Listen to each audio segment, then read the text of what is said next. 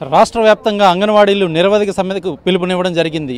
ఈ సందర్భంలోనే శ్రీకాకుళం జిల్లాలోని ఎచ్చర్ల నియోజకవర్గంలోని అంగన్వాడీ వర్కర్లు, టీచర్లు అందరూ కూడాను ఇక్కడ 11 రోజులుగా చేస్తున్నటువంటి ఈ సమ్మెకు ఈరోజు తెలుగుదేశం పార్టీ నుండి కలిసెట్టి అప్పలనాయుడు గారు ఇవ్వడం జరిగింది. అయితే ఈ సందర్భంగా అసలు వీరికి ఇచ్చినటువంటి హామీలు ఏంటి, ఈ హామీలు ఇప్పటివరకు నెరవేర్చకపోవడానికి గల కారణాలు ఏంటి, వీరు అడుగుతున్న ఈ కనీస వేతనాలు కానీ, లేదంటే ఎక్స్గ్రేషియాలు కానీ, పదోన్నతులు కానీ, లేకపోతే జీతాల పెంపు కానీ, వీటిపైన ప్రభుత్వం ఇప్పటివరకు స్పందించకపోవడానికి గల కారణాలు, అలాగే ఈరోజు టీడీపీ నాయకులు వచ్చి ఇక్కడ మద్దతు ఇవ్వడం వెనక అసలు ఏం జరుగుతుంది అనేది వారి మాటలు తెలుసుకుందాం.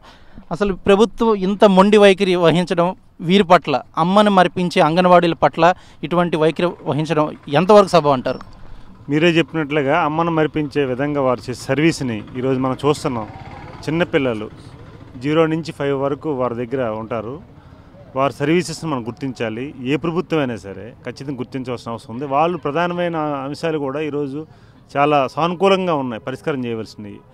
ఏదైతే ఆయన జగన్మోహన్ రెడ్డి గారి పాదయాత్ర సమయంలో అంగన్వాడీ వర్కర్స్ కానీ, అంగన్వాడీకి సంబంధించిన వాళ్ళ స్టాఫ్కి కానీ ఖచ్చితంగా అమలు చేస్తున్న హామీలు ఏదో ఉన్నాయో వారు అవే అడుగుతున్నారు. ఈరోజు తక్షణమే అమలు చేయవలసిన అవసరం ఉంది. నెక్స్ట్ వారు నెరవేర్చిన డిమాండ్లే, కొత్తగా కోరుకునేవి లేవు. అందుకు ఖచ్చితంగా వారు స్పందించి దాదాపు వీరు 12 రోజులు అబో ఇప్పుడు ఈరోజు వారు చేస్తున్నారు కార్యక్రమాన్ని కూడా. నెక్స్ట్ ఏంటంటే సమస్యలు వీరంత డిమాండ్తో వీధిని పడి రోడ్డు ఎక్కితే వాళ్ళని ఇబ్బంది పెట్టించే మాటలు కూడా కొంతమంది మంత్రులు మాట్లాడడం అనేది అభ్యంతరకరం. దీనిని మేము తీవ్రంగా ఖండిస్తున్నాం.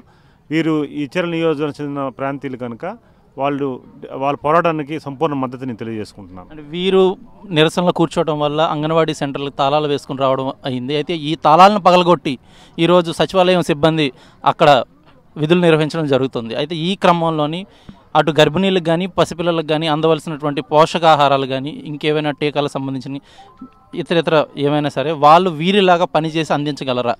అది ఎలాగ సాధ్యం అండి? సాధ్యం కాదు కదా. ఎందుకంటే ఎవరు చేయవలసిన పని వాళ్ళే చేస్తారు. ఆ పిల్లవాడిని ఏ విధంగా వాళ్ళ పాలన చూడాలో అంగన్వాడీ వర్కర్స్ తెలుసు. కొత్తగా మనం వెళ్ళి చేసింది ఏమి ఉండదు. మనం వెళ్ళి చేయాలనుకుంటే ఒక నిమిషం కూడా మనం చేయలేం. కానీ ప్రభుత్వం కూడా స్పందించాలి. ఈ ప్రత్యేక ఏర్పాటు చేయడం కంటే అసలు ఈ సమస్య పరిష్కారం చేస్తే బాగుంటుంది. అది వాళ్ళు ఆలోచించే తప్ప ప్రత్యేక ఏర్పాటు చేసి ఎన్నాళ్ళు చేస్తాం? అది కరెక్ట్ కాదు కదా. మీరు ఇచ్చిన హామీలే కదా చేయవలసినవి. అందుకు ఖచ్చితంగా మీరు ఏదైతే హామీలు ఇచ్చారో అవి ఖచ్చితంగా నెరవేర్చిన అవసరం మీ పైన ఉంది. ఏ ప్రభుత్వం పైన ఉంటుంది. అందుకు ఖచ్చితంగా వారు ప్రత్యేక ఏర్పాటు చేయడం ముఖ్యం కాదు. వీళ్ళు అవమానం చేసి ఇబ్బంది పెట్టించి మీరు ఎన్నో ప్రత్యేక ఏర్పాట్లు చేస్తారు. అందుకు ఖచ్చితంగా వారు ఇప్పుడు పేరెంట్స్ కూడా నేను రణస్థలంలో కార్యక్రమం జరిగితే పేరెంట్స్ కూడా వచ్చి ధర్నాలో పాల్గొన్నారు. అంటే వీరు ఖచ్చితంగా మా పిల్లలకు సర్వీస్ ఇస్తున్నారు కనుక వీళ్ళు డిమాండ్ నెరవేర్చాలని కూడా ఇండైరెక్ట్గా వాళ్ళు చెప్పినట్లకి మద్దతు ఇచ్చినట్లకే. అందుకు ఖచ్చితంగా ప్రభుత్వం స్పందించాల్సిన అవసరం ఉందని ఈ సందర్భంగా తెలియజేసుకుంటున్నాం. ఆ తాళాలు పగలగొట్టి అక్కడికి వెళ్ళడం వెనక, అలాగే వీరి కంట్రోల్లో ఉండవలసినటువంటి రేషన్ కానీ, ఇతర సామాన్లు కానీ అవి రేపు పొద్దున్న తారుమారైతే ఎవరిపైన ఆ భారం అనేది పడుతుంది? ఇప్పుడు రెస్పాన్సిబిలిటీ వీళ్ళకే చెప్తారు. ఈ 15 రోజులు ధర్నాలు జరిగినప్పుడు ఇండైరెక్ట్గా ఇన్లీగల్గా యాక్టివిటీస్ వాళ్ళు చేస్తున్నారు. ఇది ఎందుకంటే వీళ్ళు చేయవలసిన పనులు ఎవరో చేస్తే ఎట్లా అవుద్ది? రేపు ఏమైనా సరుకులు మీరు అన్నట్లుగా దొంగతనం అవ్వచ్చు, లేకపోతే ఇంకోటి కావచ్చు. దాని రెస్పాన్సిబిలిటీ ఎవరు? అందుకు తక్షణమే స్పందించి ప్రత్యేక ఏర్పాట్లు చేయడం కంటే వారు డిమాండ్లు ఏమన్నా నెరవేరిస్తే ఈరోజు సమస్య పరిష్కారం అయ్యేది కదా. అందుకు ఖచ్చితంగా ముందు ప్రభుత్వం స్పందించాలి, అధికారులు స్పందించాలి, జిల్లా మంత్రులు స్పందించాలి. స్పందించి వీళ్ళు డిమాండ్ పరిష్కారం చేయడానికి ముఖ్యమంత్రి దగ్గర ఒత్తిడి చేయాలి. అందుకు ఒత్తిడి చేయాల్సిన అవసరం కూడా ఉంది. ఎందుకంటే వీరందరూ కూడా అందరికీ ఇప్పుడు గ్రామంలో ఉంటారు, అన్ని ప్రజలకు సంబంధించిన ప్రతినిధులు. పిల్లల కంటే ప్రతినిధి వ్యవస్థ ఉంది కనుక వీరిని స్పందించాల్సిన అవసరం ఉందని తెలియజేసుకుంటున్నాం. ఇప్పుడు ఇక్కడికి వచ్చిన వీరందరూ కూడా 11 రోజులు కావస్తుంది. కొన్ని రోజులైతే రాత్రి పగలు ఇక్కడే ఉండి వంట వార్పు కార్యక్రమాలు కూడా నిర్వహించడం జరిగింది. కుటుంబాలను విడిచిపెట్టి రోడ్లపై వచ్చిన ఈరోజు ఇంత దుస్థితికి రావడానికి గల ముఖ్య కారణంగా ఒక్కటి చెప్పండి. ముఖ్య కారణం అంటే నేను చెప్తున్నా 5 ఏళ్ళు పూర్తయినా దగ్గర పడిపోతున్నాం. 2 months 3 months 100 రోజులకు వచ్చాం. ఈ 100 రోజుల్లో కూడా ఆయన పరిష్కారం చేయట్లేదంటే దుర్మార్గమైన పరిస్థితి ఇది. ఎందుకంటే ఈరోజు వారు ఇప్పుడు ఇంతవరకు ఇప్పుడు వీధిని పడలేదు కదా. 5 ఏళ్ళు వెయిట్ చేశారు. 5 ఏళ్ళ తర్వాత కూడా ఇప్పుడు కూడా పరిష్కారం చేయకపోతే ఇంకెప్పుడు చేస్తాడు? ఇంకా ఆల్రెడీ తెల్లవారు అయిపోయింది. ఇంకా తెల్లవారు అయినప్పుడు కూడా ఇంక వెయిట్ చేయడం అనేది దురదృష్టం కనుక సరే. ఇది ఖచ్చితంగా వారు చేయవలసిన అవసరం ఉంది. ఇప్పటికైనా చేయండి, అవకాశాలు ఉన్నాయి. ఇంక 100 రోజులు ఉంది. 100 రోజుల్లో జీవో పాస్ చేయండి. రేపు వచ్చిన ప్రభుత్వం మీరు ఎలాగా చేసినప్పుడు వాళ్ళు అమలు చేస్తారు కదా. ఇప్పుడు కూడా మీరు అమలు చేయవలసిన లేదు. జీవో ఒకటి పాస్ చేసి వీళ్ళు మద్దతు తెలిపాల్సిన అవసరం ఉంది. రేపు తెలుగుదేశం జనసేన ప్రభుత్వం రాబోతుంది కనుక రాజకీయాలు ఇక్కడ మాట్లాడకూడదు, మద్దతుకు వచ్చాం కనుక చెప్తున్నాం. పోనీ ఎవరు వచ్చినా, ఏ ప్రభుత్వం వచ్చినా, పోనీ మీరు వచ్చినా సరే అమలు చేయవలసిన అవసరం ఉంది కదా. అందుకు మీరు సీఎంగా ఉండేటప్పుడు అమలు చేస్తే వీళ్ళందరికీ మంచిదని చెప్పి సందర్భంగా తెలియజేసుకుంటున్నాం. చూసుకున్నట్లయితే కనుక 11 రోజులుగా వీరు నిరవధిక సమ్మె చేస్తున్నారు. అలాగే వీరి సమ్మెలో ఉన్న సందర్భంగా అంగన్వాడీ సెంటర్లకు ఏవైతే తాళాలు వేసి వీరు ఇక్కడ సమ్మెలో పాల్గొన్నారో ఈ సమ్మె కారణంగా అక్కడ జరగాల్సిన కార్యక్రమాలు ఏవైతే ఉన్నాయో ఆ కార్యక్రమాలన్నీ కూడాను నిలిచిపోవడం అయితే జరిగింది. అయితే సచివాలయం సిబ్బంది వచ్చి అక్కడ ఆ తాళాలని పగలగొట్టి అక్కడ విధులను వాళ్ళు తీసుకోవడం జరిగింది. అలాగే ఆ విధి నిర్వహణలోని కనుక ఏదైనా అవకతవకలు జరిగినా లేదా పౌష్టికాహారం ఇచ్చే విషయంలో ఏదైనా అవకతవకలు జరిగి ఆ గర్భిణి ఎటువంటి నష్టమైనా జరిగితే కనుక ఖచ్చితంగా ఆ బాధ్యత ఎవరు వహించాలంటారు? మేమైతే వహించమండి. ఎందుకంటే 12వ తారీఖు నుంచి మేము ఈ సమ్మెలో పాల్గొన్నాము. అన్ని గౌడను మేము సెంట్రల్ తాళాలు వేసుకొని మేము వచ్చాము. వచ్చినప్పటికీ మేము ఎంత స్టాకులు ఉంచాము ఏటనేది కూడా వాళ్ళు ఆలోచించకన్నాను, కనీసం దాని గురించి కూడా పట్టించుకోకన్నాను. తాళాలు బద్దలు కొట్టేసి మరీను రంపాలతో కోసేసి మరీను దుర్వినియోగం చేస్తున్నారో ఏం చేస్తున్నారని అది మా రెస్పాన్సిబిలిటీ కాదు. మేమైతే స్టాకులు ఉంచాము. వాళ్ళు ఎరగొట్టేసి మొత్తం అంతా దోసేస్తున్నారో ఏం చేస్తున్నారో తల్లులు మా తల్లులు అయితే ఒక్కరు కూడా వెళ్ళలేదండి.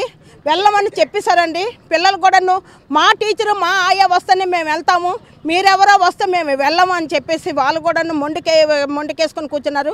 మా తల్లులు మాకు సపోర్ట్ చేస్తున్నారు. మేమైతే రేషన్ అయితే తీసుకోము, మేమైతే తీసుకోండి. గడపల్లో అలాగా పేర్చుకొని కూర్చున్నారండి. ఎవరెళ్ళి తీసుకుంటారండి? మాకు ఇటువంటి అన్యాయం జరుగుతున్నప్పుడు ఏ తల్లి ఊరుకుంటుంది? మేము తల్లి కడుపుతో ఉండేటప్పటి నుంచి మేము సేవలు అందిస్తున్నాం. వాళ్ళకి తెలీదా? పిల్లలకు తెలీదా? పిల్లలు పుట్టినప్పటి నుంచి వాళ్ళకి ఏమైనా సరే ఒక ఇంజక్షన్ వేయాలన్నా సరే ఎటువంటి బాధ్యత అయినా సరే మేమే తీసుకుంటున్నాం. తల్లి కన్నా ఎక్కువగా మేము తీసుకుంటున్నాం. అలాంటిది ఆ తల్లిదండ్రులే మాకు గుర్తించారండి. గుర్తించేసి మాకు సపోర్ట్ చేస్తున్నారు. మేము ఈరోజు తాళాలు పగలగొట్టి సచివాలయం వాళ్ళు కూర్చొని రెండమ్మ ఇస్తాం, రెండమ్మ సంతలో పిలిచినట్టు రండి మా దగ్గర కొనండి అనే రీతిలో పంచుకుంటున్నారండి. ఇప్పుడు వాళ్ళు అస్సలు వెళ్ళమనేసి మొండిగా కూర్చున్నారండి. మా రెస్పాన్సిబిలిటీ అయితే లేదండి ఆ స్టాకు గురించి. మేమైతే మాత్రం అది తీసుకోమండి. సర్కారు దిగి వచ్చే వరకు మీరు ఈ సమ్మెలో ఖచ్చితంగా ఉంటారా, లేకపోతే విరమించుకుని ఆ పిల్లలకి ఆ గర్భిణీలకి ఏవైతే ఇవ్వాల్సినవి ఉన్నాయో ఆ లబ్ధి చేకూరుస్తారా? మేమైతే సర్కారు దిగు రావాలండి. మేము ఇంతవరకు 11వ రోజు కూడా మేము ఈ ధర్నాలో పాల్గొన్నాం. అంటే మా పిల్లలు ఎంత బాధపడుతున్నారో, మా పిల్లలు రోజు ఫోన్లు చేసి టీచర్ మీరు ఎప్పుడు వస్తారు, ఆయమ్మ నువ్వు ఎప్పుడు వస్తావని అడుగుతున్నారండి. మాకు చాలా బాధగా ఉంది. తల్లులకు కూడాను మేము ఒకే మాట చెప్తున్నాము. మా సామాన్యమైన కోరికలు మేమేంటి బిల్డింగ్లు కట్టి మనలేదు, లేకపోతే ఏ పొలాలు భూములు రాసిచ్చి మనలేదు. అతనికైతే సాధ్యము. ఏ భూములైనా ఏవైనా సరే దోచేసుకుంటారు, రాసేసుకుంటారు. కానీ మాకు అది సాధ్యం కాదండి. మాకు బిల్డింగ్లు ఏమి ఇచ్చిమని మేము చెప్పలేదు. మాకు 26 కనీస వేతనం. ఇప్పుడు రేట్లు తగ్గట్టుగా కనీస వేతనం ఇవ్వమని చెప్తున్నామండి. ఆ వేతనం పొందడానికి అతనికి ఏమండి అది ఈరోజు కనీసం ఇంతవరకు దిగి రాలేసారు కదా, బలిసి కొట్టుకుంటున్నామటండి. మేమేం బలిసి కొట్టుకుని బలిసి మాకు పని పాటలేక రోడ్డుకి వచ్చామండి. పిల్లల్ని వదిలేసి తల్లులను వదిలేసి ఇంటి దగ్గర వదిలేసి రోడ్డుకి ఈడ్చారు. బలిసి మేము కొట్టుకుంటున్నామట. కానీ మేమైతే మాకు తల్లులంటే అభిమానము, పిల్లలంటే అభిమానము. వాళ్ళ గురించి మేము రావచ్చు, కానీ మాకు సాధ్యమైనంత వరకు అతను మా కోరికలు తీరిస్తే కనీస వేతనం పెంచమనండి. మేము ఎంతగా కోరుకోవటం లేదండి. తెలంగాణ కన్నా 1000 రూపాయలు ఎక్స్ట్రా ఇస్తామన్నారు. ఆ వేతనం అయితే ప్రకటించమనండి, మేము వెంటనే విరమిస్తామండి. గ్రాడ్యుయేట్ ఇవ్వమనండి. చూసుకున్నట్లయితే కనుక ఈ 11 రోజుల నుంచి నిరవధిక సమ్మె ఏదైతే చేస్తున్నారో ఈ సమ్మెలో భాగంగా వీరందరూ కూడా కుటుంబాలను విడిచిపెట్టి నిరసన శిబిరాల దగ్గరకు వచ్చి వీళ్ళు రాత్రనక పగలనక వంట వార్పు అని అలాగే వినూత్న పద్ధతుల్లోని నిరసన తెలియజేయడం అయితే జరుగుతుంది.